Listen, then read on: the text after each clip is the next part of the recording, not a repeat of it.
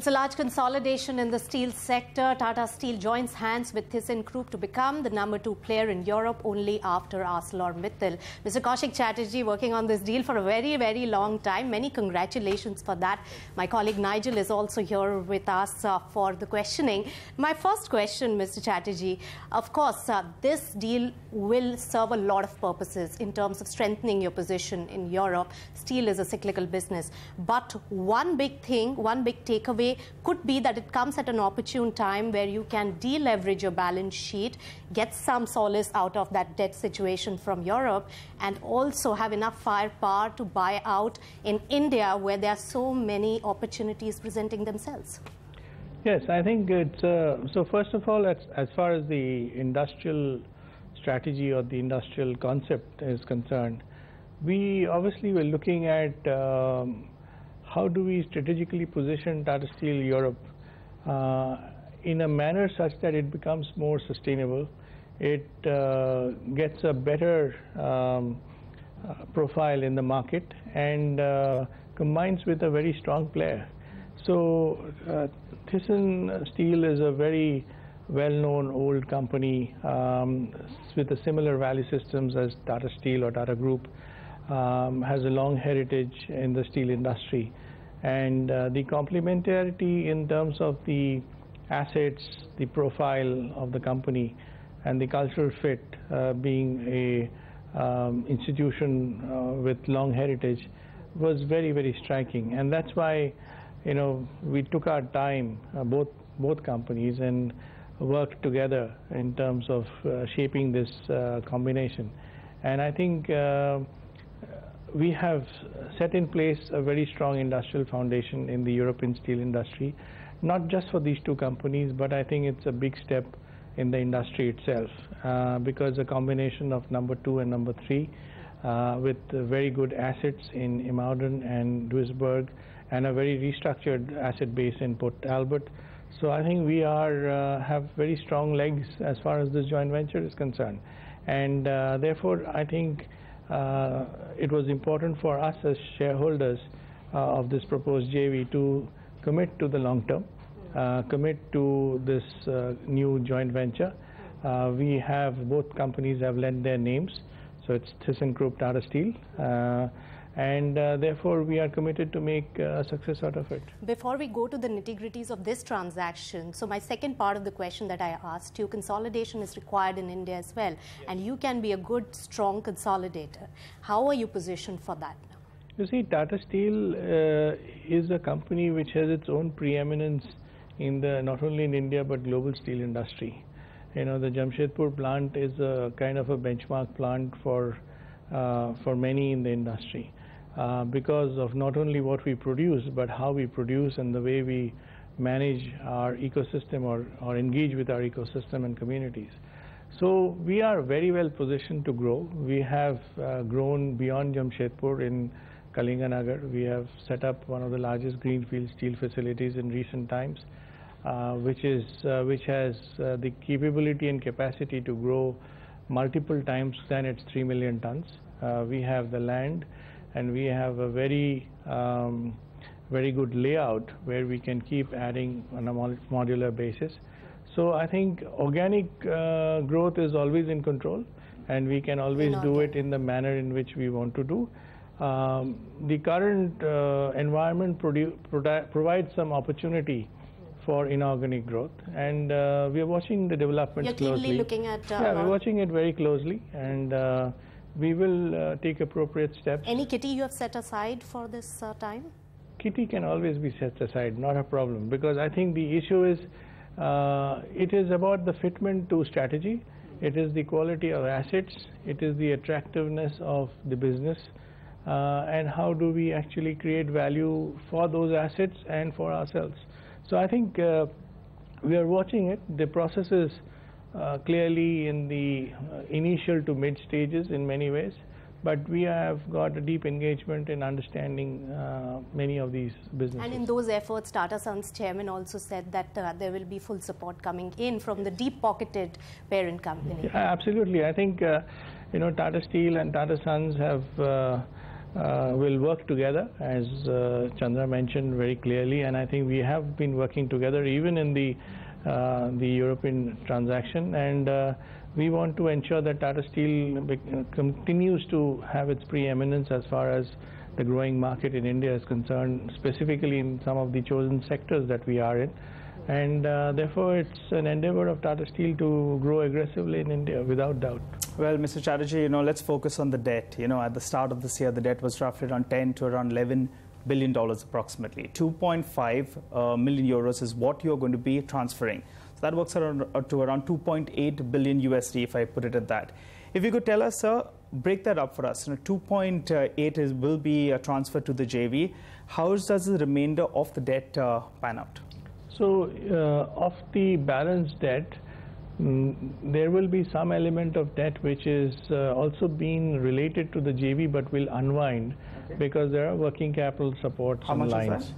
Currently about 1.5 billion so to 2 billion kind of numbers. So total we could say that close to 4 billion So USD. not all of it will be unwound. So there will be, we have to assess at the start of the JV or the close of this transaction, because it's a moving piece. So I would rather tell you that in a few months' time or thereabouts. But there will be a portion. I don't know what that portion is. It's not going to be a very significant portion, but a portion which will unwind as we move along and be replaced by potentially a new lines from the JV perspective. And the rest of the debt will be in Tata Steel, but we will restructure it, and we will look at also the capital structure of Tata Steel such that it is a lot more robust than before, and including some of the opportunities that we talked about, both organic and inorganic. So we have to look at the holistic financial strategy of Tata Steel going forward post the joint venture, and therefore we've got some time, and look at addressing it in a more comprehensive manner such that Tata Steel is strong financially. So, Mr. Chatterjee, the Indian debt will be taken care of by obviously the domestic operations. The JV takes care of the interest outgo of the JV, and the remainder is taken care of by the JV, by the dividends coming out of that? Yeah, so one of our principles is that the way we have structured the balance sheet of the proposed JV is to ensure that it is a sustainable company. It can thrive by itself and is matched by the underlying cash flows of the company. So given that approach, and with the strong cash flows and potential synergies that we are talking about, I think as a principle, both shareholders are also very clear that we will have opportunities for value to the shareholders through dividends. So there would be some amount of matching which we will finalize by the time we close the transaction as to how much of the dividend principles will work and how much of that can be sustained by Tata Steel's extended arm. So that's a benefit that can come to Tata Steel as a listed entity. Now, talking about the capital structure overall, Mr. Chatterjee, 3.6 billion euros coming in as liabilities, pension liabilities and whatever, debt on the part of Thyssenkrupp, and 2.5 billion euros coming from your sides, close to 7 billion euros. Now, what is the kind of EBITDA we are talking about in terms of the strength of the company? Because you said it's going to be self-sustaining. How soon would you require more cash generation, maybe probably by monetization, for that particular venture to be successful? No, so I think, Nisha, if I look at it, if you assume that there will be about 6.5 billion euros of overall debt broadly, plus minus a few hundred million. We are talking about a pre-synergy pro forma EBITDA of about 1.5 billion. We have said that synergies at the current estimates or initial estimates about 400 to 600. By when? Say in 2-3 years of formation of the JV. It depends. The profile will be different, and the profile will depend on which initiatives gives the synergies at what point of time. So if you assume roughly at about 2 billion EBITDA, and if you're talking about 6.5 billion of total liabilities, that is a very sustainable capital structure in a steel industry. So I think that's why I don't foresee any shareholders looking to provide any capital into the company. It's the other way around. We're looking at seeing value driven by the integration of these two companies, have the ability to invest in appropriate capex, because one of our very focused principle is technology leadership, and therefore we will need to continuously invest, as we do and both companies do, especially in Malden, in Duisburg, as well as in Port Albert, so that product profile improves. So if that cycle is maintained, we will have opportunities for value for the shareholders. So value for shareholders, and here Tata Steel listed entity as the 50% shareholder could really generate more monetization value from that as well going forward. Is IPO, listing or any such monetization also on the anvil, though you have said that the deal will conclude by December 2018, so I don't know if anything can be done before that. No, so before that there is no option. And we would not want to do, because we, as I said, we have specifically mentioned our intent, and both of us, both shareholders have specifically mentioned that we are long-term investors in this company, and we will stay in this company because we want to jointly work to ensure the success of this company.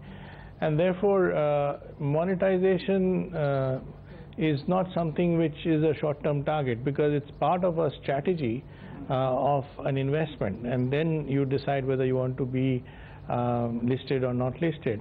So I think at this point of time, too premature. I would say that we are certainly looking at being together for the long term in this investment, in this company, and manage it, provide oversight and support.